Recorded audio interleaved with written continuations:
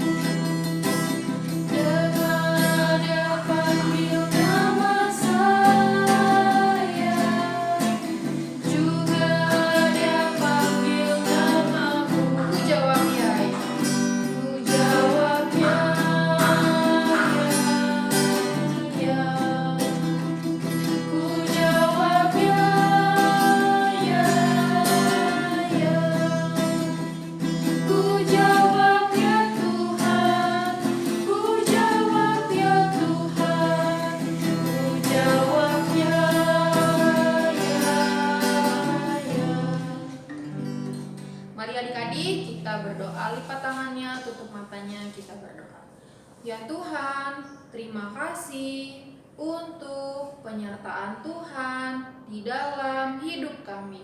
Ya Tuhan, ajar kami untuk boleh sungguh-sungguh beribadah kepada Tuhan. Bersihkan motivasi kami untuk memuji serta mendengar firman Tuhan. Di dalam nama Tuhan Yesus kami berdoa. Amin. Mari kita angkat pujian. Aku sedang berjalan dengan Tuhan. Aku sedang berjalan dengan Tuhanku, sinar surga penuh di hatiku. Aku bergandeng tangan dengan Tuhanku, menuju surga mulia dan kekal. Jalan berpadu, hati bersatu, suka surga penuh di hatiku. Aku sedang berjalan dengan Tuhanku,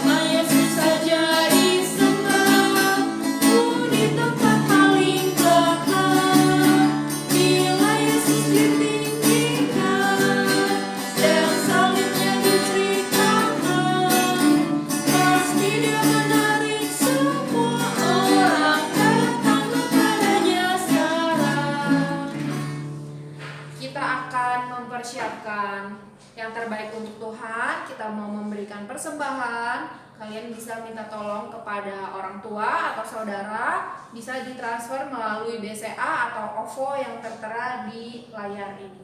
Mari kita angkat pujian, biarpun gunung-gunung beranjak.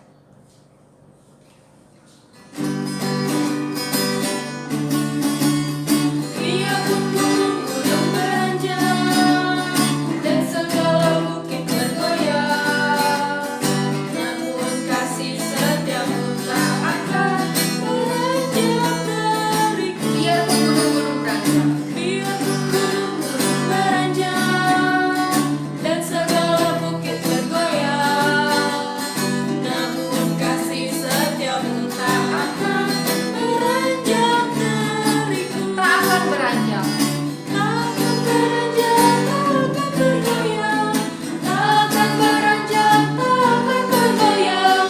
Demikianlah firman Tuhan yang mengasihiku.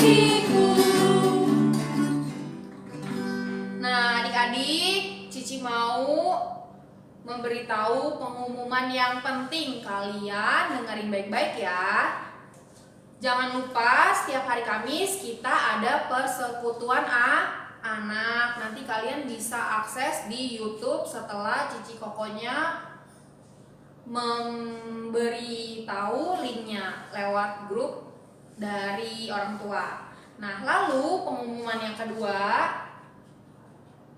sebentar lagi kita akan merayakan bulan reformasi, dan ini adalah salah satu bapak reformator, namanya Ludwig Ingwer Nommensen. Nah, adik-adik kalau ingin tahu kisahnya dia, adik-adik harus nonton YouTube melalui ibadah kita nanti di tanggal 18 Oktober. Sekarang tiba saatnya kita mau mulai ibadah. Untuk mendengarkan firman Tuhan, kita angkat pujian Why Have You Chosen Me?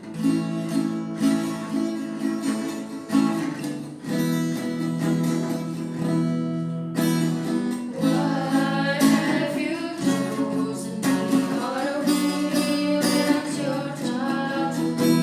You know all the wrong that I've done.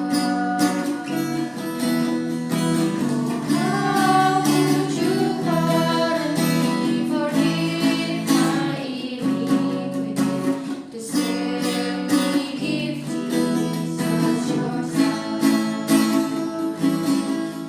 But Lord, help me be what you want me to be. Your word I will strive to obey.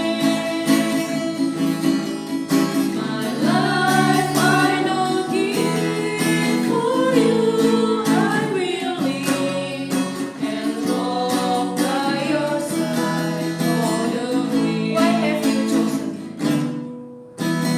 Why have you chosen me? Out of millions, your child to be. You know all the wrongs that I've done. Oh, how would you pardon me, forgive my iniquity, to save me, give Jesus your Son? But Lord, help me. But Lord, help me be what you want me to be. Your word I will strive to obey. My life I don't give, for you I will live, and walk by your side all the way. Mari adik-adik kita berdoa, lipat tangan dan tutup matanya. Ya Tuhan, kami telah memuji nama Engkau. Sebentar lagi kami ingin mendengar sabda Tuhan. Kiranya Tuhan buka hati kami, pikiran kami untuk boleh menerima firman-Mu dan menjadi pelaku. Hanya di dalam nama Tuhan Yesus kami berdoa. Amin. Selamat siang adik-adik. Kita akan mendengarkan firman Tuhan. Mari kita berdoa sekali lagi. Tuhan Yesus, pimpin kami untuk dapat mengerti firman Tuhan. Hanya di dalam nama Tuhan Yesus kami berdoa. Amin. Adik-adik, kita sedang mendengarkan cerita tentang pengabar Injil, orang-orang yang membawa Injil. Injil itu apa sih? Cerita tentang Tuhan Yesus. Ya, jadi orang-orang ini menceritakan tentang Tuhan Yesus ke Indonesia. Ya, ini di sini di kita, ya di negara kita Indonesia. Nah, hari ini kita akan mendengarkan satu tokoh lagi. Namanya adalah siapa? Namanya adalah Joseph Kam. Ya, nama dia adalah Joseph Kam. Koko akan cerita, ya. Si Joseph Kam ini lahir tahun 1769. Sekarang tahun berapa ya? Sekarang tahun 2020. Wah, sudah lama. 200 lebih tahun yang lalu, ya, dia sudah lahir. Ya, Joseph Kam lahir, kemudian dia adalah seorang anak dari papanya yang bekerja sebagai tukang potong rambut. Wah, papanya juga bisa membuat wig. Wig itu apa ya? Rambut-rambut palsu itu yang suka dipakai. Ya, kemudian papanya juga adalah seorang penjual kulit, ya, tukang kulit. Nah, papanya dan keluarga Joseph, keluarga Kam ini tinggal di negeri Belanda. Di mana? Belanda. Ya, Belanda itu ada di Eropa bagian barat, ya. Di negeri yang jauh di sana, ya, dia tinggal di Belanda, bukan di Indonesia, ya. Dia tinggalnya di Belanda. Nah, papa, mama, ya, Joseph Kam dan juga kokonya adalah orang-orang yang setia kepada Tuhan.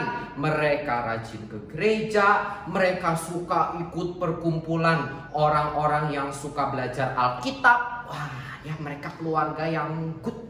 Wah, mereka sangat rajin beribadah, rajin membaca Alkitab. Dan Joseph juga sering ikut, ya, dia juga sering ikut mendengarkan, ikut berkumpul di situ, sampai suatu ketika dia akhirnya tergerak setelah dia lulus sekolah seperti SMP, ya.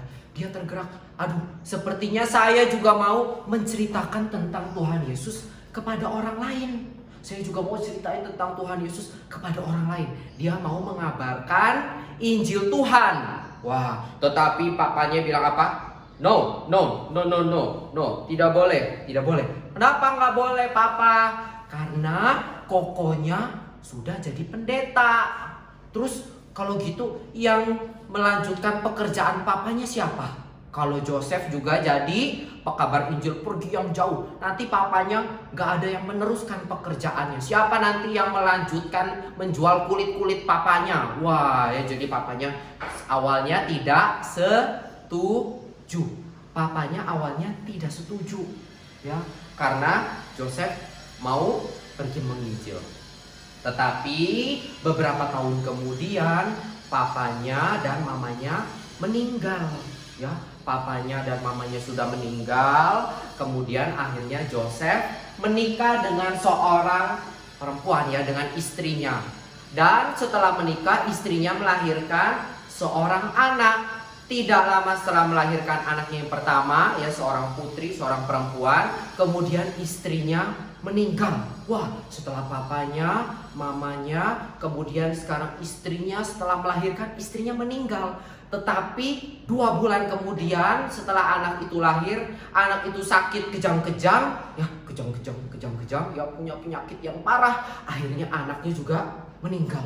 Wah, ya, Joseph sangat sedih. Papinya sudah meninggal, maminya sudah meninggal, istrinya sudah meninggal, anaknya masih baby juga meninggal. Dia sangat sedih. Dan pada saat itu dia akhirnya memutuskan, saya akan pergi mengabarkan Injil Tuhan. Saya akan pergi menginjili, memberitakan tentang Tuhan Yesus. Akhirnya Joseph pergi ke satu kota, namanya adalah kota Rotterdam. ya. Ini adalah kota Rotterdam kira-kira tahun 1800-an ya. Kota ini juga ada di Belanda ya, daerahnya di pesisir pantai ya, mirip kayak kita di Ancol. Wah, ya ini kotanya di pinggir laut. Kota Rotterdam ini ada kumpulan orang-orang yang suka memberitakan Injil. Akhirnya Joseph ikut di sana belajar. Kemudian dia akhirnya beberapa tahun kemudian selesai sekolah. Akhirnya Joseph dijadikan pendeta. Sekarang dia bisa mengabarkan Injil. Sekolahnya sudah selesai. Wah, ya. Joseph sekarang sudah siap pergi berangkat. Berangkat kemana nih? Oh, ternyata nggak bisa berangkat. Kenapa nggak bisa? Karena waktu itu terjadi perang yang sangat sengit antara negeri Belanda dengan antara Perancis dengan Inggris. Pada saat itu Belanda adalah pengikut dari Perancis, sehingga dia nggak bisa pergi. Akhirnya orang pikir, gimana caranya? Akhirnya diselundupin, ya diumpet-umpetin, bawa pergi. Akhirnya dia pergi ke kota London. Ya, kota London itu ada di Inggris. Setelah dari London, akhirnya Joseph diuji lagi. Apakah kamu sudah good atau belum untuk jadi pengabar Injil? Wah, setelah diuji, ternyata hasilnya apa? Ternyata hasilnya good. Akhirnya Joseph sekarang bisa pergi. Joseph akhirnya pergi, diutus oleh lembaga misi. Ya, pertama-tama dia sampai di sini. Di mana nih? Di kota Jakarta. Waktu itu namanya adalah Batavia ya, pada zaman itu waktu kita masih dijajah oleh Belanda. Waktu kita masih diperbudak, dijadikan pekerja oleh orang Belanda ya, tahun 1800-an. Ya, dia sampai di kota Batavia. Batavia di mana nih? Di sini nih, di Jakarta nih. Ini adalah peta Indonesia. Kita ada di mana? Kita di sini. Kita ada di Pulau Jawa. Ada Jakarta di sini. Ya, ini kita nih ada di sini di Jakarta. Dia pertama kali nyampe di sini di Jakarta, di kota Batavia. Kemudian dia mau berangkat ke kota Ambon. Ambon ada di sini, tetapi dia harus melalui daerah Surabaya dulu. Wah, Surabaya di mana lagi Koko? Ya, di daerah Jawa Timur. Waktu sampai di Surabaya, dia mau berangkat ke Ambon tidak bisa karena nggak ada kapal. Waktu itu belum ada pesawat terbang yang bisa cepet ya. Jadi mereka harus naik kapal laut berhari-hari di laut untuk pergi ke pulau lain. Ya, dia akhirnya tinggal dulu di Surabaya ya, di Jawa Timur. Kemudian dia menginjili di sana, bergabung dengan orang-orang yang suka menginjili. Dia mengajak banyak orang untuk juga menceritakan tentang Tuhan Yesus. Ya, akhirnya Joseph bisa pergi ke kota Ambon. Di mana kota Ambon? Coba kita lihat. Next. Kita lihat ini adalah namanya Maluku nih. Adik-adik lihat ya, yang hijau-hijau ini pulau, yang biru-biru nih laut. Wah, Indonesia tuh pulaunya banyak sekali. Nah, Joseph akan menginjili di sini nih, pulau yang sangat kecil. Tadi kalau kita lihat di depan nggak kelihatan ya, di kota Ambon. Wah, kalau kita perbesar lagi, kurang lebih pulaunya seperti ini ya. Dia berkeliling di 3 pulau ini. Bisa baca nggak namanya? Ada Pulau Ambon, ada Pulau Haruku, dan ada Pulau Saparua. Ya, dia menginjili di 3 pulau ini. Ambon waktu itu, kota Ambon adalah kota yang sangat good, menghasilkan tanaman yang banyak, menghasilkan rempah-rempah, bumbu-bumbu masakan yang enak sekali. Sehingga orang Belanda uber ke Ambon untuk cari tanaman-tanaman yang bagus, untuk cari bumbu-bumbu rempah-rempah yang bagus. Sehingga banyak orang Belanda ya datang ke Ambon dan mereka mendirikan beberapa gereja di sana ya. Sehingga waktu itu pun sudah ada orang-orang Kristen di kota Ambon ya. Waktu itu sudah ada orang Kristen. Tahun 1815 akhirnya Joseph sampai di kota Ambon. Ya, dia pikir saya akan menginjili kepada orang yang belum pernah mendengar cerita tentang Tuhan Yesus. Ternyata waktu sampai, loh, udah ada gereja. Waktu sampai, loh, ternyata sudah ada orang Kristen, ya, dan dia melayani mereka. Ternyata kasihan sekali karena orang-orang Kristen di Ambon, ya, tadi Koko cerita setelah terjadi peperangan antara Belanda dan Inggris dengan Prancis dan Inggris, yang orang-orang Indonesia pun sempat dijajah, dikuasai oleh Inggris sebentar. Akhirnya orang-orang Belanda pergi, ya, pendeta-pendeta akhirnya pergi. Maka orang Ambon ada pendetanya enggak? Tidak ada.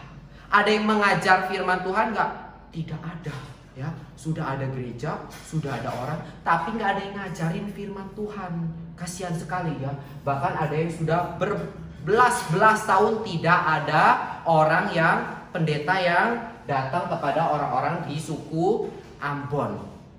Ya, akhirnya Joseph masuk ke dalam kota Ambon. Dia melayani, ya, pergi dari Ambon ke Haruku, ke Saparua, bolak-balik. Dia ngapain? Dia menceritakan tentang Tuhan Yesus. Dia juga ngapain lagi? Dia bahkan naik turun gunung, mendaki gunung, turun lagi mencari orang-orang yang ada di Ambon, yang di pelosok-pelosok yang sulit sekali, yang jauh. Dia pergi untuk menginjili mereka. Bahkan harus naik gunung, harus turun gunung, naik lagi, turun lagi, naik lagi, turun lagi untuk mengajar mereka. Untuk ngapain lagi? Untuk membimbing mereka. Untuk ngapain lagi? Untuk memberkati mereka. Ada yang mau menikah, ada yang mau baru percaya kepada Tuhan Yesus, mau dibaptis, mau percaya kepada Tuhan Yesus, ya.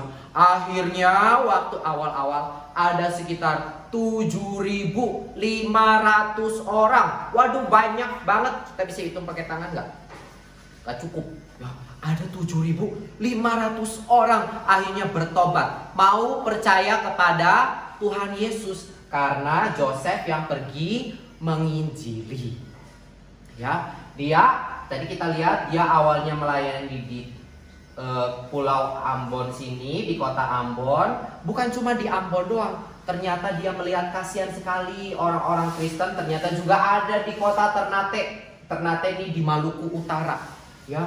Dia juga pergi ke kota Ternate. Dia juga pergi ke Minahasa. Minahasa itu ada di Sulawesi Utara. Kemudian dia juga pergi ke satu pulau yang kecil lagi kalau kita lihat nih, yaitu namanya Pulau Sangir. Ya, dia sampai pergi menginjil ke pulau-pulau yang kecil. Kita aja orang Indonesia pernah ke situ nggak?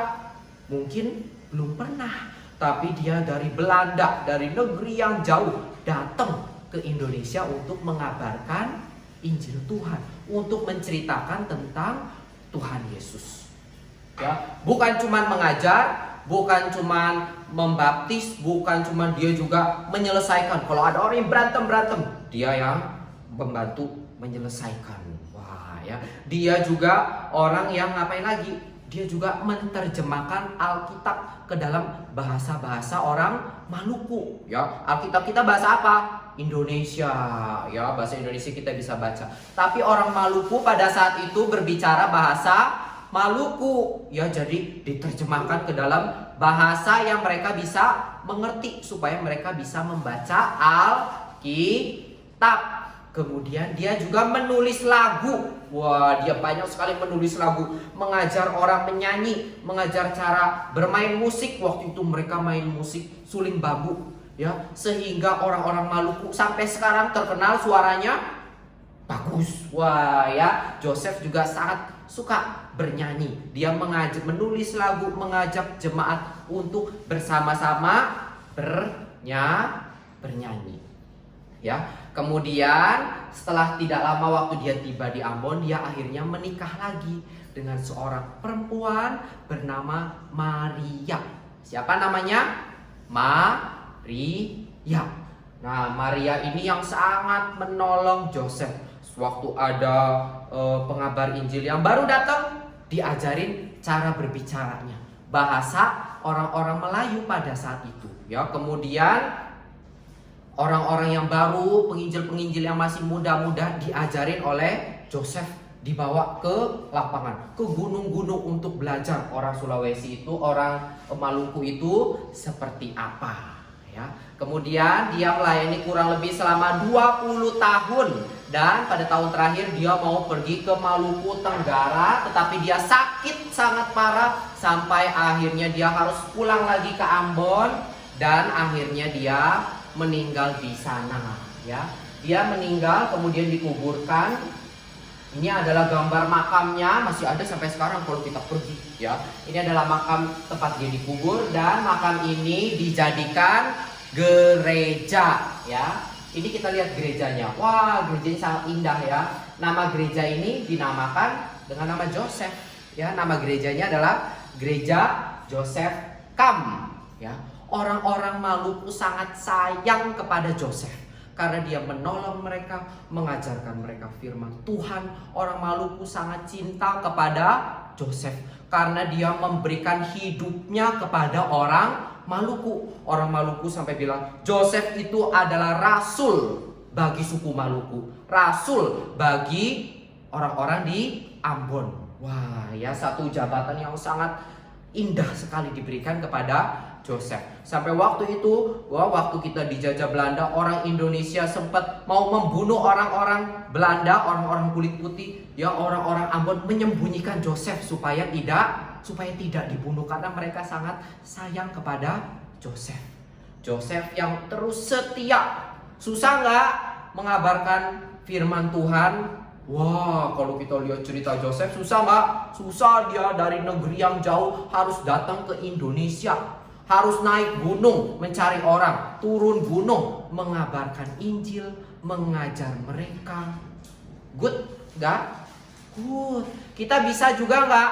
Bisa menceritakan Tuhan Yesus kepada siapa? Kepada mama papa. Kepada siapa lagi? Kepada adik kita, kepada cici koko kita, kepada siapa lagi? Kepada teman-teman kita yang kita main bersama-sama, menceritakan tentang Tuhan Yesus, terus setia bersaksi. Mulai dari sekarang, dari kecil sampai besar ya. Seperti Joseph juga yang setia mengikut Tuhan.